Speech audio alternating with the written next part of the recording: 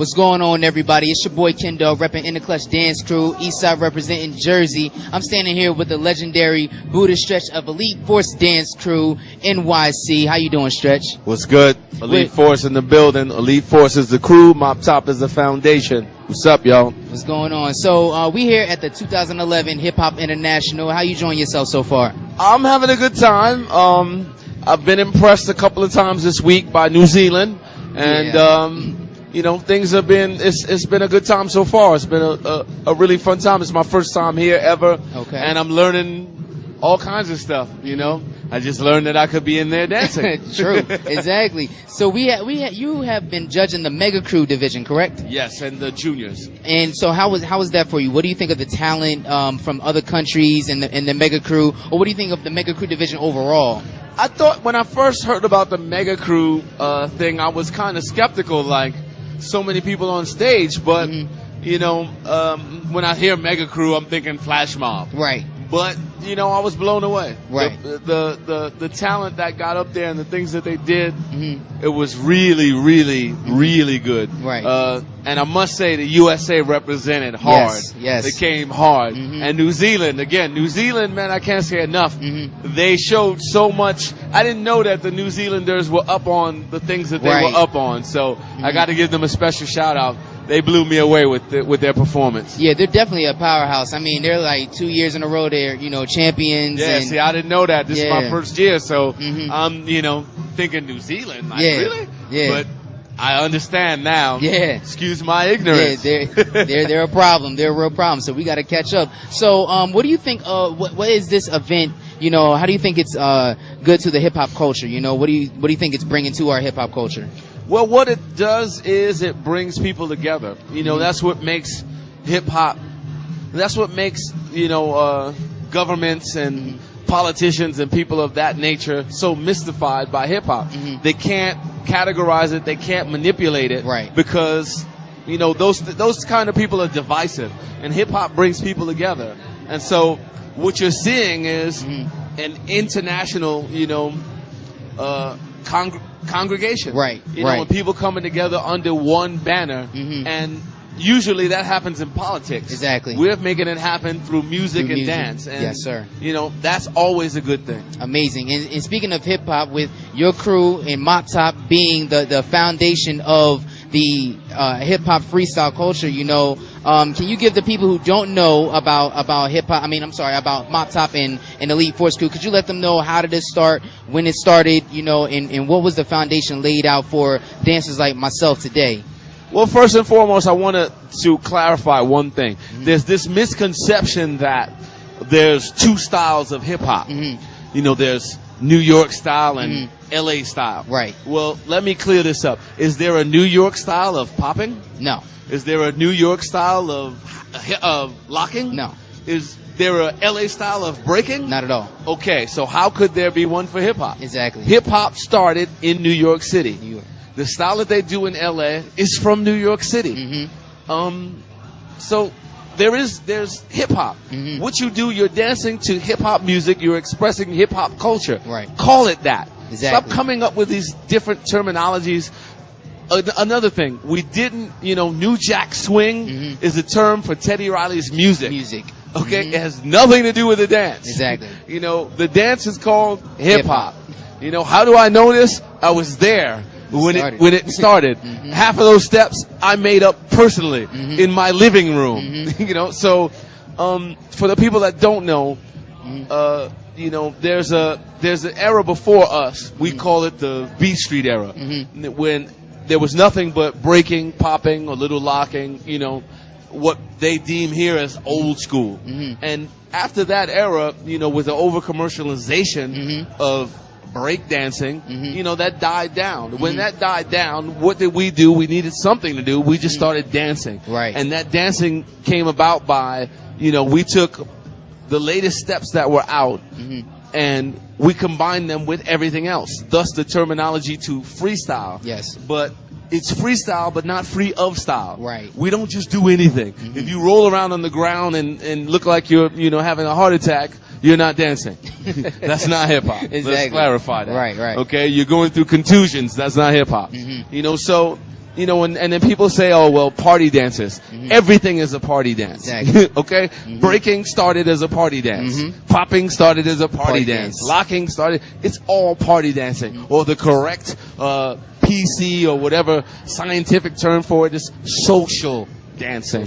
You know, everything is based on social. A social dance is when people get together. Right. This is a social gathering. Right. So it's nothing wrong with saying social dance because everything is a party dance. Exactly. You know? And, you know, what happens is it became a style is because we clarified what the steps and the moves were. Just like there are steps, there's a vocabulary to locking, there's a vocabulary to breaking, Right. there's a vocabulary to, you know, popping. Well, there's a vocabulary to hip hop. Exactly. You know, and that's what's missing. A lot of people are misinformed. What they're doing in these studios is they're doing basically jazz. Right. And there's nothing wrong with jazz. Nothing if at all. you know what jazz is. You know, but jazz isn't a representation of hip hop. Hip hop is hip hop. Jazz is named after what? Jazz. Exactly. Okay, so know your dances. You cannot go into a ballet contest and they're asking you for first position and, you know, plie, and you're doing, you know, a 6-step and head spins. So, you know the dance. It's not that hard. It's not that hard to learn. You know, I think what happens is people want the easy way out. They want to be the latest YouTube star. Right. Or you know, on So You Think You Could Dance. But, you know, if you dance and you're true to what you do, then people will pay attention to you. Yes, sir. I agree. You valid point and everything. And I think that, you know, the younger generation that are going to watch this video should really watch this and pay attention to what this is, because they have a lot of people that kind of like steer them in the wrong direction, you know, that don't know their vocabulary as well, you know. So it's very good that you stated those points, you know, for those people who don't know. Now, yeah, well, just to reiterate, that problem is because these people that are steering people in the wrong direction, they want attention. Right. And if you know, they want to be a part of every conversation, even though they don't know what they're talking about. Right. So rather than admit to not knowing what they're talking about, they steer you into their conversation and keep the conversation on them. Exactly. Rather than educate themselves. That's just laziness and ignorance. It's just like me not knowing about New Zealand. Exactly. You got to give it up. You know, New Zealand is a problem, as my man said. So I am now educated, and I'm not, you know, afraid to say that. Right. You should always be willing to learn. Nobody knows it all. Exactly. You know, and that's the problem. People don't want to look bad. Well, when you're learning, you don't look bad. You look bad when you're unwilling to learn. Exactly. That's dope, man. That's dope. Now, you're going to be teaching a class here tomorrow, correct? Yes, sir. So, in the class, tell us what the students are going to learn exactly. Well, let's clarify. It's a class. When you leave the class, you're supposed to leave with some kind of information. Exactly. So what I'll be doing is, my class has a basic setup and curriculum based on ballet.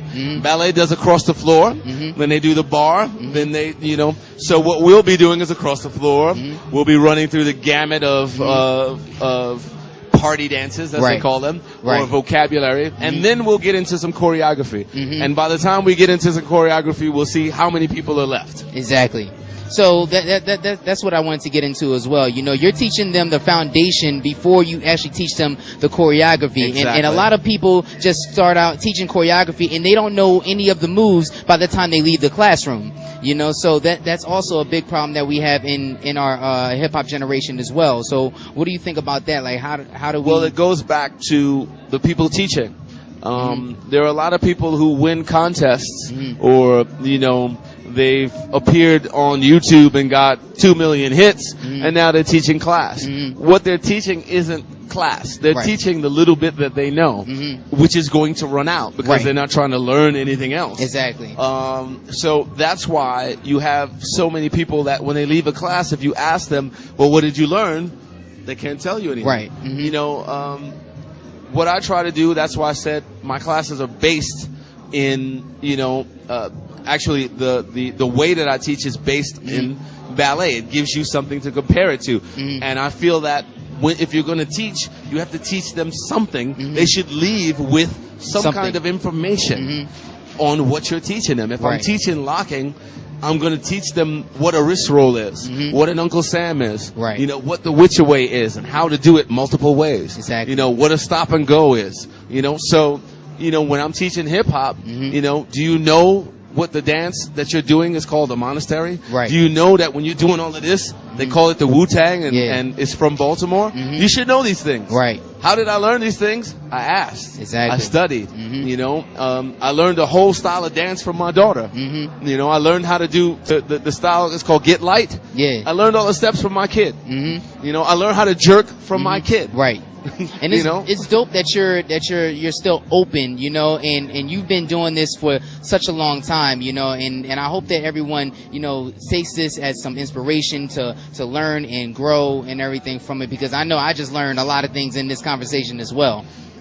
Well, there's a saying, a closed mouth doesn't get fed. Right. Well, a closed mind gets no information.